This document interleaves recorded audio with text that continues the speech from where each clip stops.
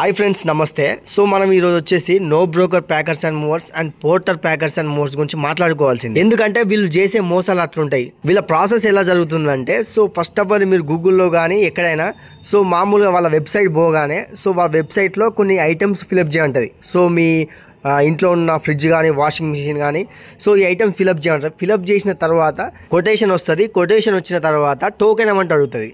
Token amount pay చేసిన తర్వాత so వీడికి ప్రాసెస్ క్లోజ్ అన్నమాట. సో నాకు డౌట్, వీడు ఐటమ్స్ చూడకుండా సైట్ విజిటింగ్ చేయకుండా సో వీడు కొటేషన్ ఎట్లా ఇస్తాడు?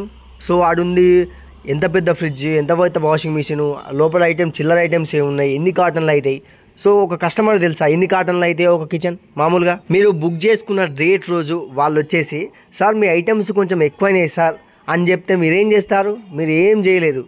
వాడు ఎంత అడిగితే మీరు అంత ఇవ్వాల్సిందే. ఎందుకంటే మీ షిఫ్టింగ్ ఆ రోజు జరగాల్సిందే. ఎందుకంటే మీకు టైం టేబుల్, మీ పర్సనల్ వర్క్స్ మీకు చాలా ఉంటాయి. సో వాడు ఎంత అడిగితే అంత ఇవ్వాల్సిందే. సో ఇక్కడ కస్టమర్ చేసే మేజర్ మిస్టేక్ ఏంటంటే కంపేర్ చేయడం.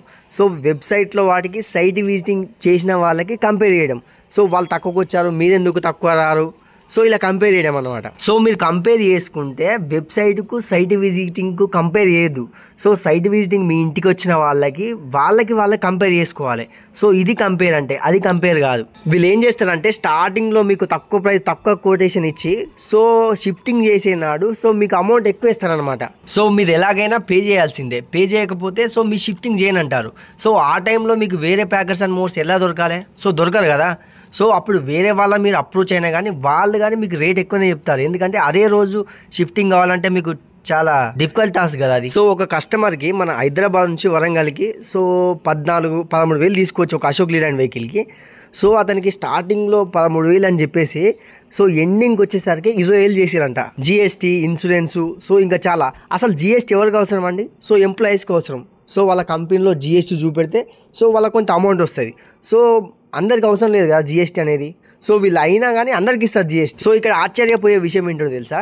నో బ్రోకర్ అంటాం కదా. సో నో బ్రోకర్ కాదు, వీడే బ్రోకరు. ఎందుకంటే ఇటు ప్యాకర్స్ అండ్ మోర్స్ మధ్య, ఇటు కస్టమర్స్ మధ్య, ఇద్దరు మధ్యలో ఉండేవాడే బ్రోకర్. సో వీడు మనం ఏమంటాం నో బ్రోకర్ అనుకుంటాం. సో ఇంకో విషయం ఏంటంటే సో హైదరాబాద్లో మినిమం ఒక 20-30 ప్యాకర్స్ని సో వీళ్ళ రిజిస్టర్ చేసుకొని సో వాళ్ళకి ఈ షిఫ్టింగ్లు ఇస్తారు అన్నమాట. మాట్లాడినోనికి వీనికి తెలియదు. సో చేసేటోళ్ళ మీద బర్డెన్ మాత్రం బాగా పడుతుంది.